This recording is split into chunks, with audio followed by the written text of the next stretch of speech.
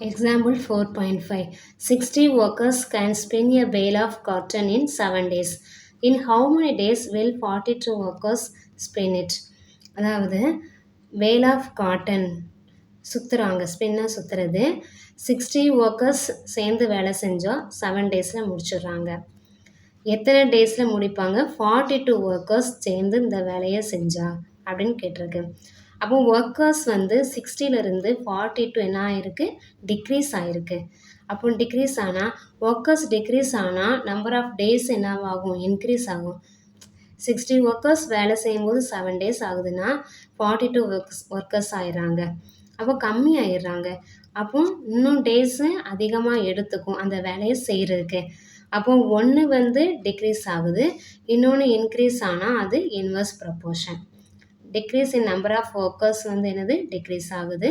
அப்போ number of days increase ஆகும். இந்த இதில் டிக்ரீஸு இன்க்ரீஸுன்னு இருந்தாலே அது இன்வர்ஸ் ப்ரப்போர்ஷன். ஆப்போசிட்டாக வருது இல்லை? இன்வர்ஸ் ப்ரப்போர்ஷனுக்கு x1 y1 equal to x2 y2. இப்போ நம்பர் ஆஃப் ஒர்க்கர்ஸ்ன்னு இருக்குது. அப்போ இதை x1 இதை x2ன்னு வைக்கணும். நம்பர் ஆஃப் டேஸ்னால் இதை y1 இதை y2 அப்படி வைக்கணும். அதாவது ரெண்டையும் மல்டிப்ளை பண்ணணும். 60யும் 7ஐயும் மல்டிப்ளை பண்ணணும், 42வையும் எக்ஸையும் மல்டிப்ளை பண்ணணும். இது ரெண்டும் ஈக்குவலாக இருக்கும். 6 7s are 42. Hence 60 into 7 equal to 42 into x.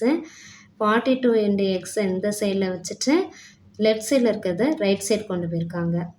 ஏன்னா எக்ஸ் நம்ம கண்டுபிடிக்கணும்ல, அது லெஃப்ட் சைடில் இருந்தால் கொஞ்சம் வசதியாக இருக்கணும்னு எக்ஸ் இருக்கிற டேமை லெஃப்ட் சைடில் கொண்டு வந்துட்டு கான்ஸ்டன்ட் இருக்கிற டேமை ரைட் சைடு கொண்டு போயிருக்காங்க.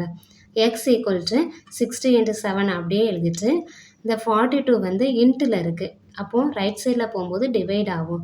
லெஃப்ட் சைடில் மல்டிப்ளிகேஷனில் இருந்துச்சுன்னா ஏன்னா இன்ட்டுன்னு தானே இருக்குது, மல்டிப்ளிகேஷன் இருந்தால் ரைட் சைடு போகும்போது டிவைட் ஆகும். இப்போ இதை கேன்சல் பண்ணணும். 42வையும் 7ஐயும் கேன்சல் பண்ணிடலாமா? How many 7s are 42? 1 7 is 7. 6 7s are 42. Next இந்த 6ஐயும் 60ஐயும் கேன்சல் பண்ணால் 10 6 are 60. அப்போ ஆன்சர் என்னது? 10.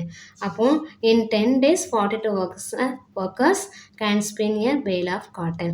42 workers சேர்ந்து வேலை செஞ்சால் 10 டேஸில் அந்த வேலையை முடிப்பாங்க. என்ன வேலையை? வேல் ஆஃப் காட்டனை சுற்றுற வேலையை முடிச்சிருவாங்க.